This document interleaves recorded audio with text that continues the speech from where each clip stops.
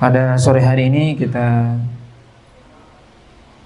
melanjutkan pembahasan dari pembahasan hadis Arba'in An-Nawawiyah. Itu hadis yang ketujuh. Hadis ini dari Abi Ruqayyah Tamim bin Aus Ad-Dari radhiyallahu taala anhu anna Nabiy sallallahu alaihi wasallam qala ad-dinun nasiha.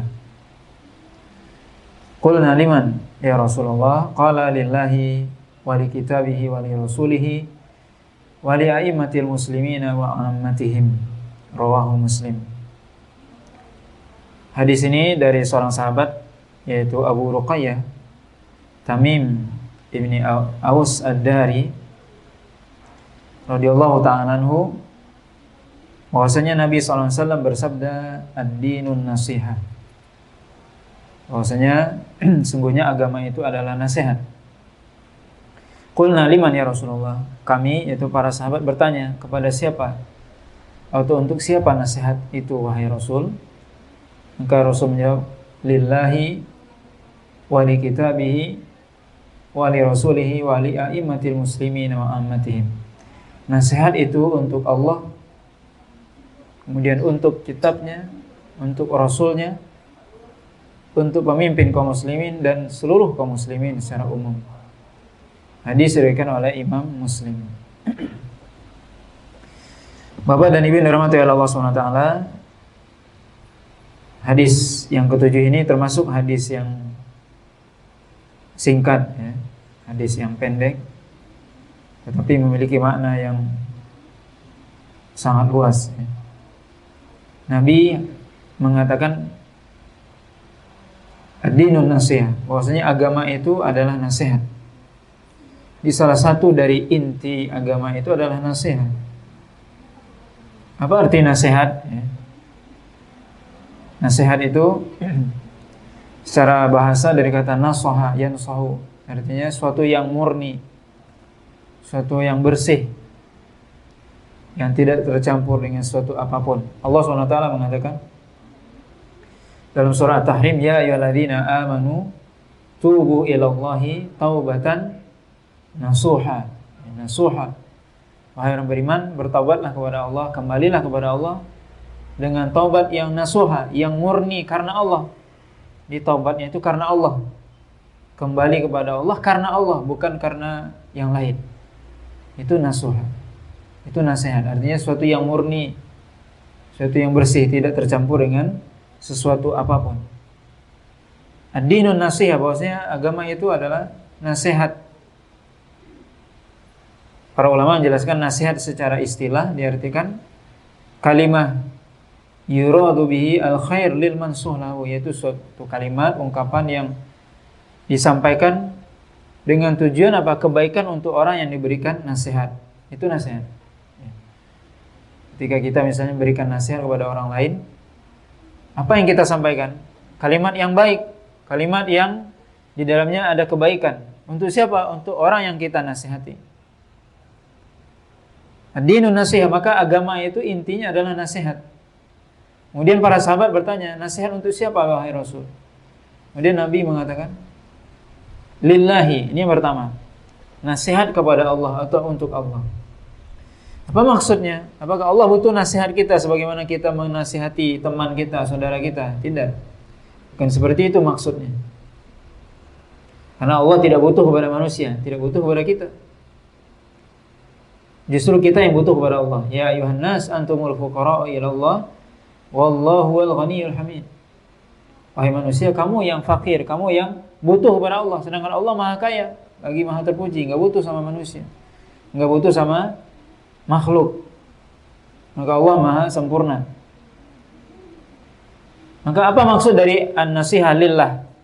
Nasihat untuk Allah. Para ulama menjelaskan maksudnya adalah bagaimana seorang mendirikan atau menunaikan hak-hak Allah atau kewajibannya kepada Allah. Itu maksud dari nasihat kepada Allah. Jadi ketika dikatakan an-nasiha lillah, artinya bagaimana seorang muslim, seorang hamba, dia menegakkan, menunaikan, melaksanakan kewajibannya kepada Allah. Apa kewajiban kita kepada Allah? Kewajiban kita kepada Allah secara umum hanya satu, yaitu sebagaimana disebutkan dalam hadis Mu'adz bin Jabal, haqullahi 'alal ibad ay ya'buduhu wa la yusyriku bihi syai'an, yaitu bagaimana mereka mentauhidkan Allah dan tidak menyekutukannya sedikit pun. Bertauhid kepada Allah, beribadah hanya kepada Allah. Itu hak Allah yang harus kita penuhi, kewajiban kita kepada Allah yang harus kita tunaikan. Maka ini adalah kewajiban paling utama dan pertama bagi seorang manusia untuk mentauhidkan Allah Subhanahu wa taala, untuk menjauhkan dirinya dari kesyirikan. Dan tentunya dengan makna yang seluas-luasnya, yaitu dengan melaksanakan seluruh perintah Allah, menjauhkan larangannya. Tentunya bagaimana seorang bisa dikatakan bertauhid kepada Allah? Dengan dia beribadah kepada Allah, dengan dia melakukan yang diperintahkan. Karena melakukan yang diperintahkan, meninggalkan yang dilarang, itu bagian dari tauhid, bagian dari ibadah. Bahkan itulah diantara inti ibadah. Bagaimana seorang ketika diperintahkan oleh Allah untuk melakukan suatu amalan, suatu perintah, suatu ibadah, dia lakukan. Itu bentuk dia beribadah kepada Allah. Begitu juga sebaliknya, ketika kita dilarang oleh Allah SWT dari suatu amalan, dari suatu perbuatan, maka kita tinggalkan. Itu bentuk dari ibadah kepada Allah SWT. Jadi ibadah itu adalah dengan mentaati Allah SWT, mentaati perintahnya, menjauhkan larangannya. Ini bagian dari ibadah, dan itu inti dari ibadah.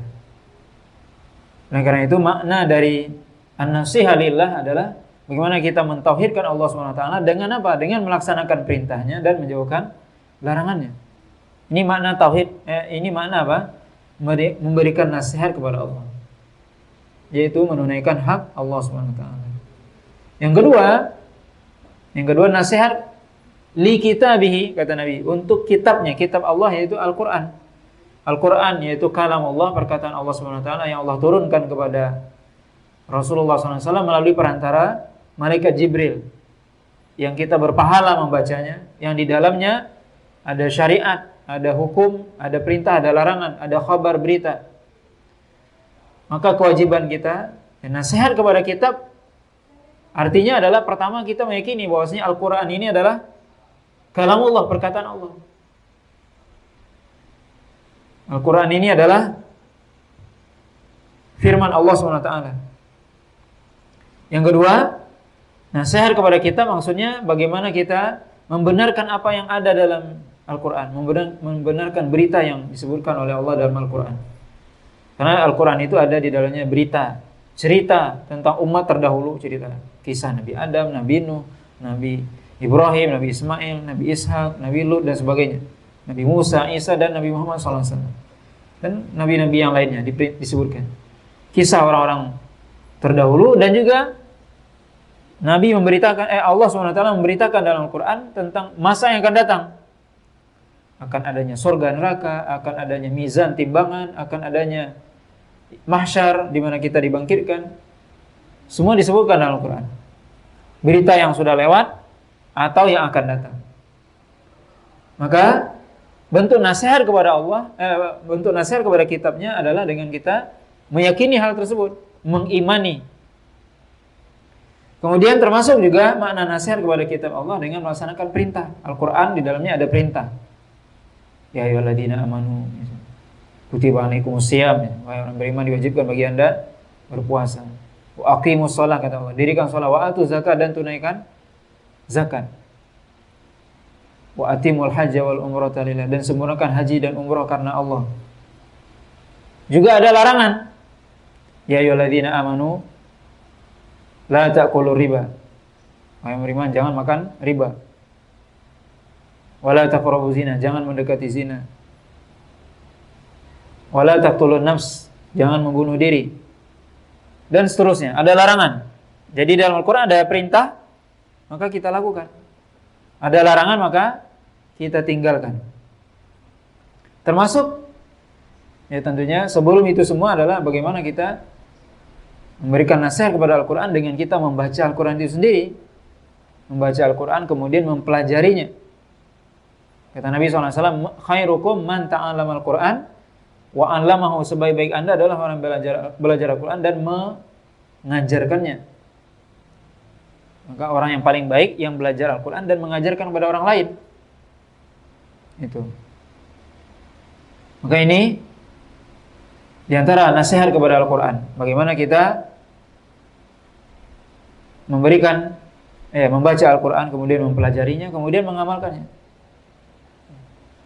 Termasuk tadi melaksanakan perintah dan menjauhkan larangan dari Al-Qur'an. Ini nasihat kepada Al-Qur'an, kepada kitab Allah Subhanahu wa taala. Kemudian nasihat kepada Rasul. Bagaimana kita memberikan nasihat kepada Rasul? Rasul sudah meninggal, kita enggak ketemu. Para ulama katakan, yang pertama kita memberikan nasihat kepada Rasul dengan kita mencintai Rasul. Dan memang manusia yang berhak pertama kali kita cintai adalah Rasul. Baru setelah itu orang tua kita dan sebagainya. Karena dengan Rasul lah kita bisa selamat dunia akhirat. Dengan perantara Rasul. Maka kita mencintai Rasul. Kemudian apa? Nasihat kepada Rasul dengan kita mempelajari sunnahnya, ajarannya. Kita membaca hadis Nabi SAW, kita mempelajarinya, kemudian kita mengamalkannya dan menyebarkannya. Ini termasuk memberikan nasihat kepada Rasul.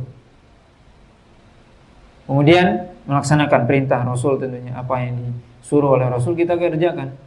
Apa yang dilarang kita tinggalkan. Termasuk juga membenarkan apa yang diberitakan oleh Rasul. Misalnya Nabi menceritakan di akhir zaman akan ada keluar Dajjal misalnya. Dajjal ini disebutkan dalam hadis Nabi. Maka kita membenarkan karena itu datang dari Nabi. Akan ada tanda-tanda hari kiamat misalnya. Kita membenarkan. Maka ini bukti kita memberikan nasihat kepada Rasul. Bagaimana kita termasuk dalam hal ini berkorban. Mengorbankan harta kita, jiwa kita untuk Rasul. Bagaimana maksudnya? Untuk Islam. Kalau di zaman dahulu para sahabat jelas mereka mengorbankan hartanya, mengorbankan jiwanya untuk Rasul. Ketika masih hidup. Ketika sudah meninggal juga bagaimana kita mengorbankan harta untuk mempelajari sunnah Nabi SAW atau untuk mengamalkan ajaran Nabi SAW. Perlu pengorbanan. Kemudian nasihat selanjutnya wali a'immatil muslimin, yaitu nasihat kepada pemimpin kaum muslimin. Pemimpin kaum muslimin. Ketika kita memberikan nasihat kepada pemimpin, Allah SWT katakan apa? Ya ayyuhalladzina amanu atii'ullaha wa atii'ur rasul wa ulil amri minkum. Wahai orang beriman, taatlah kepada Allah dan taat kepada Rasul dan kepada pemimpin di antara Anda. Kata Nabi, man ata'ani faqad ata'a Allah. Siapa yang taat kepadaku berarti sudah taat kepada Allah. Man ata'a amiri faqad ata'ani. Siapa yang taat kepada pemimpinku, pemimpin, maka dia berarti sudah taat kepadaku. Dan begitu sebaliknya. Maka kita diperintahkan untuk taat dan patuh kepada pemimpin tentunya selama yang diperintahkan tidak bertentangan dengan syariat. Selama yang dia perintahkan baik, maka kita wajib taat. Maka ketaatan kepada pemimpin, memberikan nasihat kepada pemimpin maksudnya adalah dengan kita taat kepada mereka. Taat kepada pemimpin selama pemimpin itu tidak menyuruh kepada maksiat atau yang melanggar syariat. Kemudian termasuk taat memberikan nasihat kepada pemimpin adalah mendoakan kebaikan kepada mereka. Doakan mereka supaya dibimbing oleh Allah SWT ke jalan yang lurus, supaya diberikan orang-orang yang di dekatnya, pembantu-pembantunya orang-orang yang baik.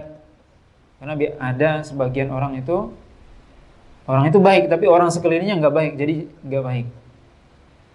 Maka kita mendoakan pemimpin untuk kebaikan. Kemudian juga membantu dia kalau seandainya ada dia mengajak kepada kebaikan atau ada program yang baik, kita bantu, dukung. Itu termasuk menasihati pemimpin. Termasuk di sini kalau seandainya ada pemimpin melakukan kesalahan, bagaimana? Kita menegur tapi dengan cara yang baik. Kalau tadi kita sebutkan ada program atau ada dari pemimpin ini hal-hal yang baik, kita dukung. Sebaliknya kalau dia melakukan atau mengajak kepada yang buruk, ya kita tidak melakukan, dan bisa kita menasehati. Tetapi tentunya menasehati dengan cara yang baik. Tidak terang-terangan di depan orang ramai misalnya. Karena kalau terang-terangan itu biasanya menjatuhkan biasanya. Kita misalnya melakukan sebuah kesalahan misalnya, terus ditegur oleh teman kita di depan orang ramai. Gimana kira-kira? Kita malu nggak? Malu gitu. Dan biasanya kita nggak mau menerima kebenaran. Kita akan membela diri. Oh enggak, kayak gitu. Padahal kita udah tahu itu salah. Tapi karena ditegur di depan umum, jadi kita punya ego. Egonya main. Apalagi yang negur kita di bawah kita, jabatannya atau statusnya dan sebagainya. Ego kita pasti naik. Itu manusiawi. Begitu juga seorang pemimpin, dia pemimpin yang punya power. Jadi kita tidak negur dia di depan orang ramai begitu. Karena kalau kata para ulama, kalau menegur orang di depan ramai itu bukan menasehati namanya, itu menjatuhkan namanya. Jadi harus dipahami, apa itu nasihat? Nasihat itu kalimat yang baik yang disenangi orang itu, tapi bukan untuk menjatuhkan. Jadi kalau kita menasihati orang di depan orang ramai, itu bukan menasihati namanya, itu menjatuhkan, mempermalukan. Jadi bagaimana? Ya kita nasihati di belakang. Kita sampaikan dengan cara yang baik, ya. 4 mata kalau bisa. Ini kamu ini salah, yang benar begini. Begitu, ya. Begitu kepada pemimpin, begitu juga kita menasihati kawan kita. Ya, kita menasihati tidak di depan umum. Karena itu sekali lagi kita katakan, biasanya kalau menasihati di depan umum itu ya, kemungkinan besar orang yang dinasihati pasti dia merasa ya nggak mau menerima. Biasanya seperti itu. Dan begitulah watak manusia. Nah, apalagi kita katakan sekali lagi, ini pemimpin, dia punya kekuasaan. Justru mungkin bisa jadi dia tambah apa? Tambah zalim dia, atau tambah dia semena-mena. Karena kita permalukan di depan umum. Bukan malah jadi baik, tapi malah semakin jelek. Maka ini menasihati pemimpin, ya. Menasihati pemimpin, kalau ada yang baik maka kita ikuti, kita dukung. Kalau ada yang salah maka kita nasihati dengan cara yang baik, dengan cara yang hikmah. Kemudian nasihat yang terakhir kata Nabi, wali amatihim wa amatihim, yaitu nasihat kepada seluruh kaum muslimin. Kita menasihati teman kita, saudara kita. Bagaimana? Ya dengan kita mencintai semua muslim. Karena Nabi SAW mengatakan, la tadkhulul jannah hatta tu'minu wa la tu'minu hatta tahabu. Kata Nabi, kalian tidak akan masuk surga kecuali sampai beriman, dan tidak mungkin kalian sempurna imannya sampai kalian saling mencintai sama muslim, sama mukmin. La yu'minu ahadukum hatta yuhibba li akhi ma yuhibbu li nafsi, kata Nabi. Tidak sempurna iman seorang sampai dia mencintai apa yang dicintai untuk orang lain, begitu dia dicintai untuk dirinya sendiri. Artinya kata Nabi, la yu'minu ahadukum hatta yuhibba li akhi ma yuhibbu li nafsi.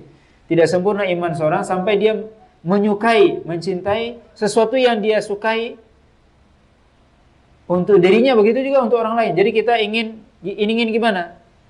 Ingin dihormati orang, begitu juga saudara kita ingin dihormati.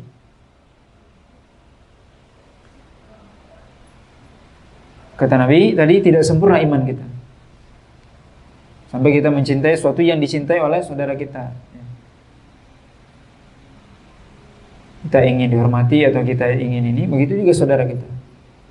Maka seorang muslim, ya bagaimana kita memberikan nasihat mencintai sama muslim. Kemudian apa?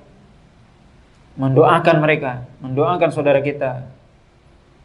Kemudian termasuk menasihati sama muslim itu adalah mengajak mereka kepada perbuatan yang ma'ruf, yang baik, amar ma'ruf.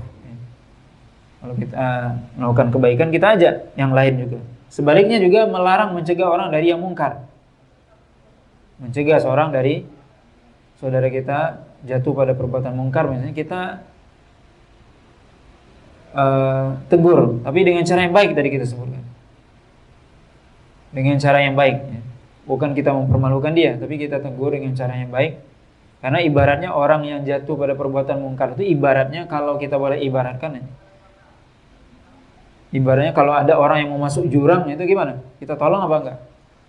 Ada orang yang jatuh dari motornya, kita tolong. Ini orang mau masuk jurang ini.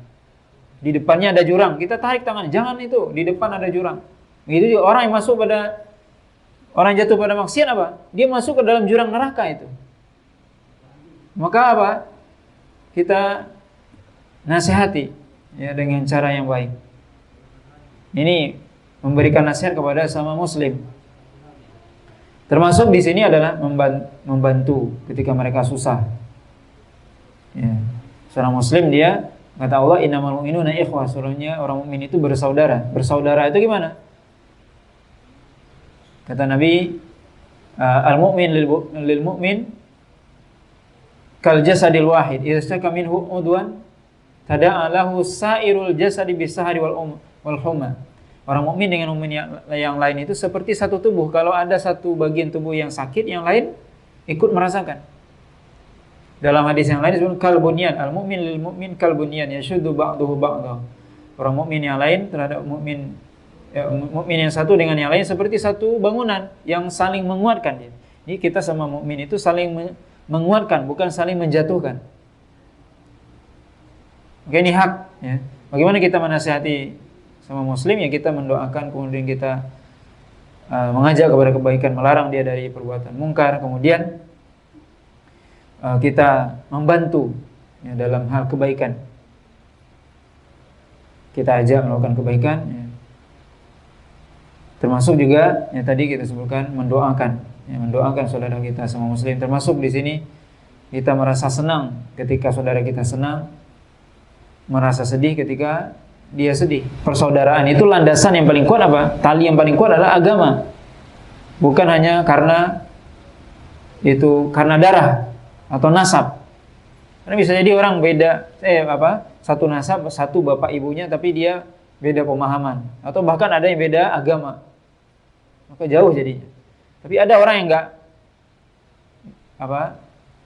bukan satu keluarga, satu daerah, berjauhan misalnya. Satu di timur, satu di barat, tapi sama-sama muslim, itu adalah saudara. Maka ini, Bapak dan Ibu yang dirahmati Allah Subhanahu wa taala, bagaimana kita memberikan nasihat, ya, kepada saudara kita sama muslim, termasuk tadi juga mendoakan, ya, mendoakan kebaikan kepada saudara kita, membantu, ya, ketika saudara kita susah, membutuhkan, kita bantu sesuai dengan kemampuan. Maka ini Bapak dan Ibu yang dirahmati Allah Subhanahu wa taala, hadis yang singkat, ya, yaitu hadis yang ketujuh tentang nasihat, ya. Bahwasanya kata Nabi, agama itu intinya adalah nasihat. Nasihat buat siapa? Tadi disebutkan nasihat kepada Allah dengan menunaikan hak Allah, kemudian nasihat kepada kitabnya, yaitu Al-Qur'an, yang kita mempelajarinya, mengamalkannya. Nasihat kepada Rasul, yang kita mempelajari ajaran Rasul, sunnah Rasul, mengamalkannya. Kemudian nasihat kepada pemimpin, mendoakan dia, mendukung hal yang baik darinya, dan memperingatkan yang buruk. Kemudian dengan cara yang baik. Kemudian nasihat kepada sesama muslim, ya, dengan kita, ya, mendoakan. Kemudian kita membantu sesuai dengan kemampuan kita. Maka ini yang dimaksud dengan agama. Jadi agama itu sebenarnya itu. Ya, kalau kita lihat agama itu nasihat tadi. Nasihat kepada Allah artinya hubungan kepada Allah. Kemudian hubungan kepada manusia. Ya, hubungan kepada Rasul dan manusia.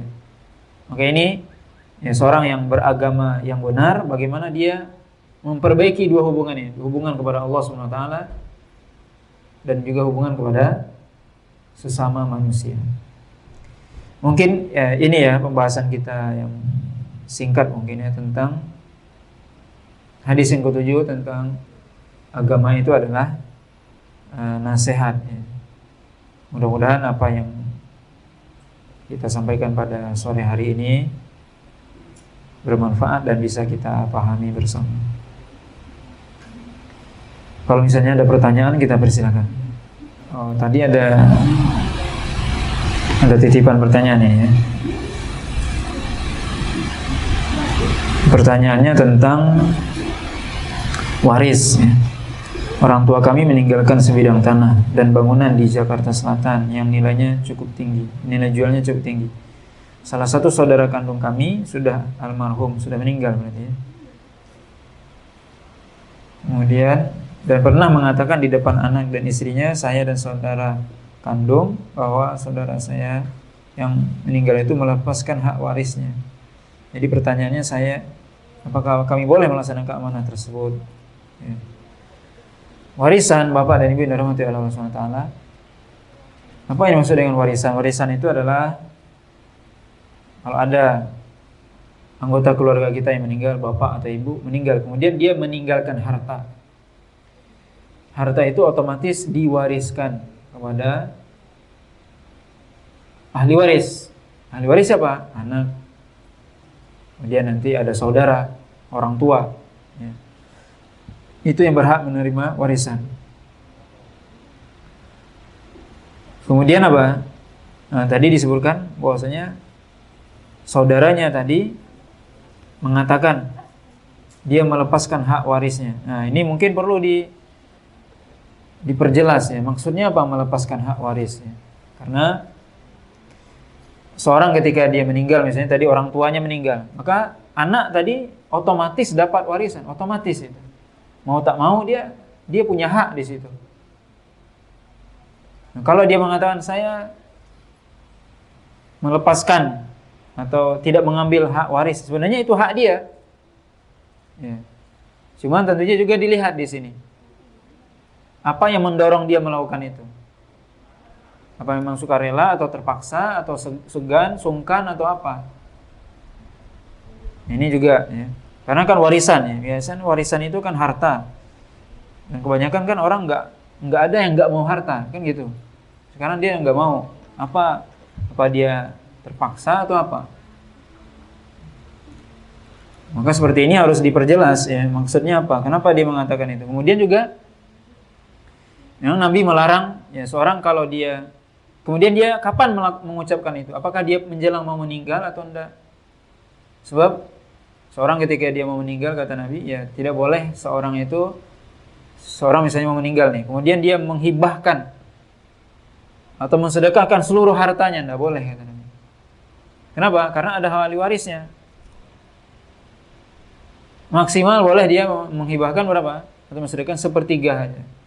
Sepertiga harta, misalnya seorang mau meninggal, dia katakan sepertiga harta saya untuk pembangunan masjid.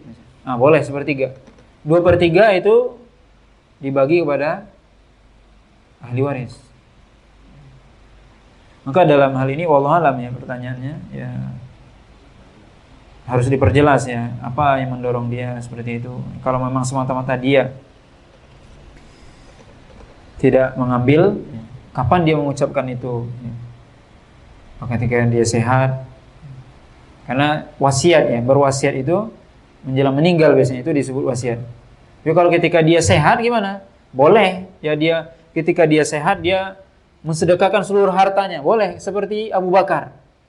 Abu Bakar ketika hijrah gimana? Dia sedekahkan seluruh hartanya. Itu boleh. Tapi kalau ketika sakit menjelang meninggal dia berwasiat, itu namanya wasiat. Itu enggak boleh. Ya, karena itu kata para ulama ada tuhmah. Tuhmah itu artinya ada potensi untuk kenapa orang ini baru menjelang meninggal baru dia mau mewasiatkan seperti itu. Bisa jadi mungkin dia ingin agar ahli warisnya, mungkin dia enggak senang dengan sebagian ahli waris, terus dia ingin bagian mereka sedikit.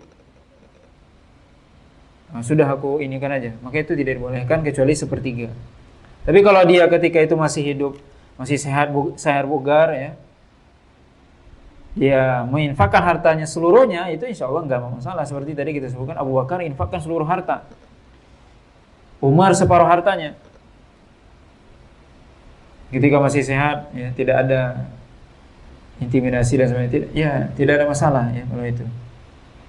Nggak di sini, ya, perlu wallahu alam dilihat, ya, apa maksudnya dia melepaskan hak waris itu. Apa, ya? Apakah dia ketika itu sudah punya anak atau istri ketika dia berbicara itu? Apa dia masih bujang ketika itu? Ya.